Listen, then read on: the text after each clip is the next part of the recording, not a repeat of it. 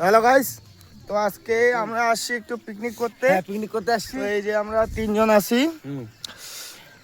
তো আমাদের ওইখানে রান্না চলতেছে, ওই যে ওখানে রান্না চলতেছে। আর আমরা এদিকে একটু ঘুরতেছি, ওইদিকে একটা স্পট আছে। তো আমরা পিকনিকে কি কি খাচ্ছি তোমাদেরকে দেখাচ্ছি। আর এই যে এদিকে সমুদ্র আছে, এদিকে সাগর আছে। এদিকে আমার সূর্যি মামা দাঁড়িয়ে আছে, আমার একটা ভাই এদিকে আছে। তো আমরা আর কি খাওয়া দাওয়া করবো, তোমাদেরকে দেখাচ্ছি। হ্যাঁ,